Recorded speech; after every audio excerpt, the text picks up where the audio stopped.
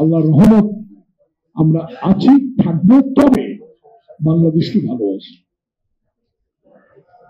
গাছ দিয়ে বলেন যে কে বলতে পারবেন? দুই একজন নাম বলেন যে 12,000 কোটি, 13,000 কোটি, 14,000 কোটি ব্যাংকে লেনদেন করছে। ক্ষমতা তো 3 বার ছিল খালেদা জিয়া। বলেন হিসাব দেন কি ভাই? 394 কোটি টাকা 5 জনের ব্যাংকে জব্দ করছে। কাজে দেখুন কি দেশ!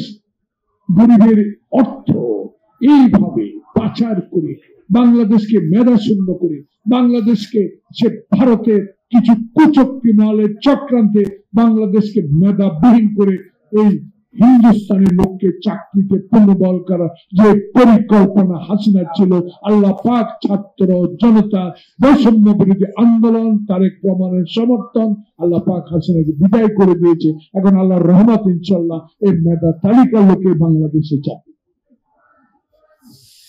তাই আজকে 71 জন্য ভুলে দিলে চলবে না।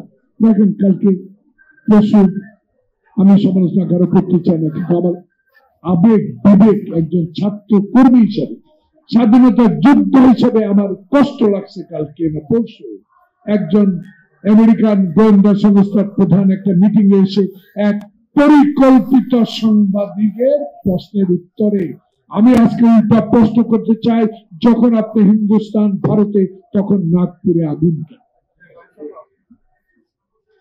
নাগপুরে আগুন 300 বছর আগে আওরঙ্গজেব কি করেছে, সম্রাট কি করেছে? 300 বছর মুসলিম শাসন হয়েছে, 200 বছর ব্রিটিশ শাসন করেছে, এমন অবস্থা হয়নি। এখন মোদী তুমি ক্ষমতা আসার পর পরে এইসব অচল অবস্থা কারা সৃষ্টি করছে? কারা এইসব 300 বছর আগের পুরানো কবরকে আজকে উচ্ছেদ করার ষড়যন্ত্র করছে? এইসব ষড়যন্ত্রের প্রেতাত্মা মোদী এবং মোদীর আশ্রয়ে হাসিনা।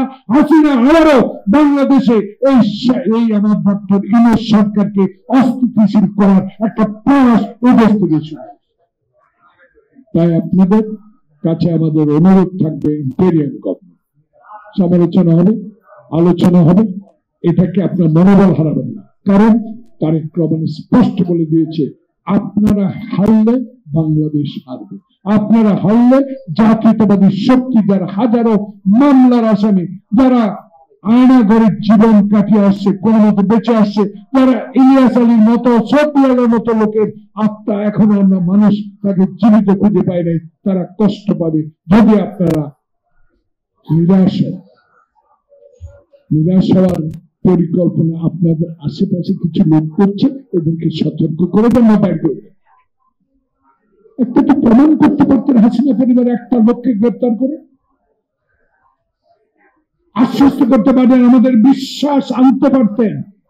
একটা লোককে গ্রেপ্তার করতে পারলেন না, যে হারুন মেহেদী বিপ্লব আমার অফিস ভেঙে, আমার শহীদ চেয়ার আদর্শের অফিস ভেঙে তস তস করে দিয়েছে, তাদের একটা লোককে কেন গ্রেপ্তার করতে পারে?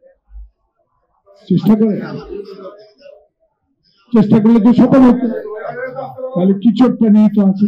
তাই সকল কিছু উঠতে আপনাকে সমর্থন দিচ্ছি, আপনাকে সমর্থন দিয়ে যাবো। আমার নেতা কালকে স্পষ্ট ইফতার মাহফিলে বলে দিয়েছে, দলকে শক্তিশালী করুন, সময় আসবে ইনশাআল্লাহ জনগণের ভোটে বিএনপি সরকার গঠন করবে।